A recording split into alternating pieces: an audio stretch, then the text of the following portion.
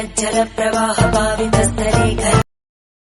चलिए आज मैं आपको बताऊंगी और स्ट्रेंथ ट्रेनिंग के बाद अक्सर महिलाओं को 40 के बाद उनका जो बोन स्ट्रक्चर हड्डियों का ढांचा कमजोर होने लगता है या ठिसुर होने लगता है, जिसे हम ऑस्टियोपोरोसिस बोलते हैं। और फिर घुटनों का दर्द, कमर का दर्द, जकड़न वगैरह शुरू हो जाता है और फिर चलना फिरना मुश्किल होता है। जैसे कि आप चंद कदम चलेंगे, 25 कदम तो हाँफने लगते, सीढ़ियाँ नहीं चढ़ सकते, उतर सकते। तो बुढ़ापे में जैसे आप की एज हो जाएगी और बुढ़ापा करीब आएगा, तो आपको अपनी स्ट्रेंथ यानी ताकत, आपकी शक्ति बना के रखनी चाहिए। और इसलिए आपको अपने हड्डियों को मजबूत रखना चाहिए, अपने शरीर के ढांचे को। हर एक का ढांचा होता है, स्ट्रक्चर होता है। जैसे भी कोई इमारत का स्ट्रक्चर होता है और मजबूत है, तो बीच की ईंटें गिरे हो तो उससे कुछ नहीं होता, आप वो रिपेयर कर सकते हैं। पर अगर उसका ढांचा ही गिरे तो मुश्किल है। तो चलिए हम आपके शरीर के ढांचे को मजबूत बनाते हैं। ये पैर, ये पिंडरिया, घुटनों, कमर और पीठ के दर्द, ये हमारे बाहु, इनको सबको एक जान प्रदान करते हैं। और ये बस 15-20 का 15 या ज्यादा से ज्यादा 20 मिनट का ट्रेनिंग आप करेंगे तो आपको बहुत लाभ हो जाएंगे। और आपके मेडिकल इश्यूज है तो उसके हिसाब से करो। पहले आप वज्रासन में बैठते हैं।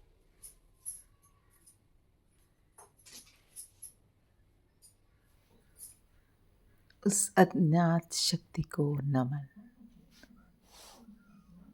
पहले करते हैं मार्जासन और गाय का पोस्चर। ऊपर देखिए,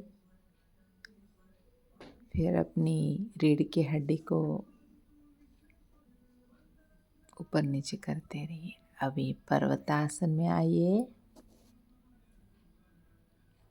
दाहिना पैर दोनों हाथों के बीच मिला के वीरभद्रासन के पोज में आके जितना हो सके आपके दोनों हाथ पीछे, छाती आगे, नज़र सामने। इस पोस्चर में 10 से 25 सेकंड रहिए। बहुत स्ट्रेस पड़ेगा। दाहिना हाथ दाहिने थाइस के सामने और इस तरह मोड़ के दोनों हाथ अपनी छाती पे नमस्कार की मुद्रा में। दूसरी तरफ भी इसी प्रक्रिया को दोहराते हैं। देखिए, एक लाइन में होनी चाहिए आपके घुटने और पैर, सीधी लाइन में। खिंचाव और तनाव। दाहिने थाइस पे हाथ रख के नमस्कार मुद्रा छाती पे।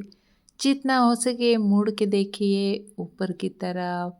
इससे बहुत स्ट्रेच मिलता है पूरे बॉडी को। देखिए, फिर नीचे आके पीछे पैर ले जाइए और फिर आप चाइल्ड पोज में रिलैक्स कर दीजिए।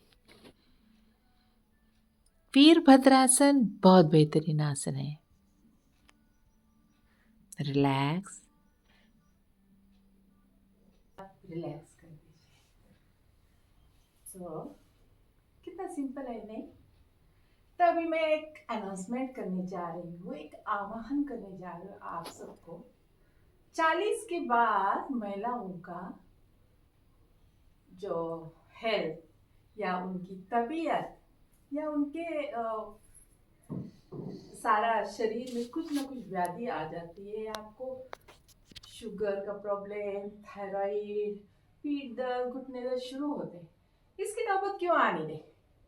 हम अगर टाइम पे उसका शुरुआत करेंगे, वो प्रॉब्लम ना आए, इसलिए तो इससे हम बच सकते हैं। आप मुझे ही देख लीजिए, कोरोना आने तक मैंने कभी भी योगासन नहीं की, मुझे जरूरत नहीं थी। हालांकि मुझे योगासन आते थे, मेरे नाना जी को मैं बचपन में देखती थी। और पर मेरी एक्टिविटी इतनी रहती थी और मैं बहुत घूमती थी। मेरे हर रोज 15,000 स्टेप्स होते थे घर में ही, गार्डन में ही, इधर उधर ना वॉकिंग करती थी। तो मैं हमेशा तंदुरुस्त रहती थी, तो मुझे जरूरत नहीं पड़ी। तो जैसे ही कोरोना आया, बोलते हैं ना ब्लेसिंग इन डिस्कस, वैसे मेरे साथ हुआ।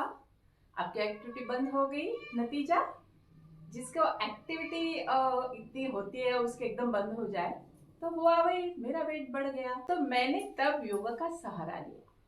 मैंने डाइटिंग नहीं की, विदाउट स्टार्विंग, विदाउट लिविंग, अपना कोई भी खान पान बिना छोड़े मैंने थोड़ा बहुत योगा किया कंसिस्टेंटली, और देखिए फिर मैं पहले जैसी हो गई।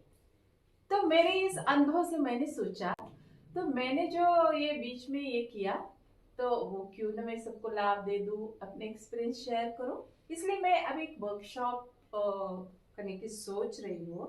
40 प्लस की जो महिलाएं हैं, उनके जो मेडिकल इश्यूज, उनकी प्रॉब्लम को देख के मैं पर्सनली उनको उसी हिसाब से योगासना प्लस डाइट और प्लस टिप्स दे दूंगी। सबको सब सूट नहीं होता।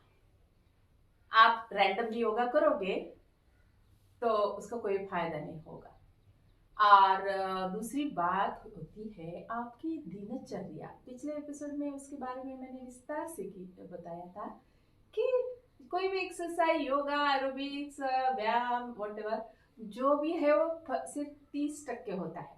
और आपका खान पान, आपकी नियमित, आपकी दिनचर्या, आप कितना हेल्दी खाते हो, आपको सब न्यूट्रिशन मिलते कि नहीं, ये इस पे बहुत निर्भर करता है। और वो जीवनचर्या आपकी थ्रू आउट लाइफ होनी चाहिए। जैसे कि मैंने बोला, मैंने कोई भी एक्टिविटी आज तक नहीं की, ना कभी रेगुलर वॉकिंग किया, ना योगा किया। बस एक्टिव रहती थी और सब काम करती थी, किसी भी काम को शर्माती नहीं थी। और फिर मैं साइकिलिंग थोड़ा बहुत करती थी, स्विमिंग करती थी, बैडमिंटन खेलती थी,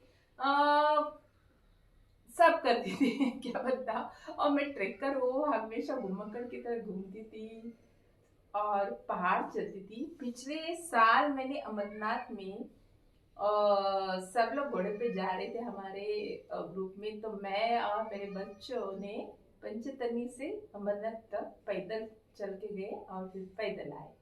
तो ये आपकी स्ट्रेंथ का कमाल है। तो मैं चाहती हूँ सबको स्ट्रेंथ मिले। मुझे तो भगवान ने और जीन्स मेरे थे मिले, और मेरी लाइफस्टाइल ने उसको अपने आप मेंटेन किया, बट तो बस मैं चाहती हूँ कि आपको, अगर चाहते हो कि आप बुढ़ापे में, आजकल बच्चे आपके पास नहीं रहते, आपको अपना सब कुछ करना पड़ता है, तो आपको स्ट्रेंथ बचा के रखनी होती है, ना कि आप हैंडीकैप होके दूसरे पे निर्भर रहे। ये नौबत नहीं आनी चाहिए। मेरी दादी 93 तक इतनी एक्टिव थी, खुद चलती थी, पूजा करती थी, सब करती थी। पिछले साल 1.5 साल पहले उनका देहांत हो गया। मेरे पिताजी, मेरे दादाजी, मेरे मम्मी के भी पिताजी बहुत 90 से ऊपर जिए और बहुत ही एक्टिव और बहुत ही हेल्दी। तो ये हमारे जीन्स में है और शायद वो जीन्स मुझ में आए हैं। तो मैं अपना नॉलेज आपको शेयर करना चाहती हूँ। बोलते हैं ना, ज्ञान बांटने से वो बढ़ता है और औरों को लाभ मिले, तो क्या बुराई है। अगर आपको जेन्युइनली मुझ पे विश्वास करना चाहते हैं, कर सकते हैं।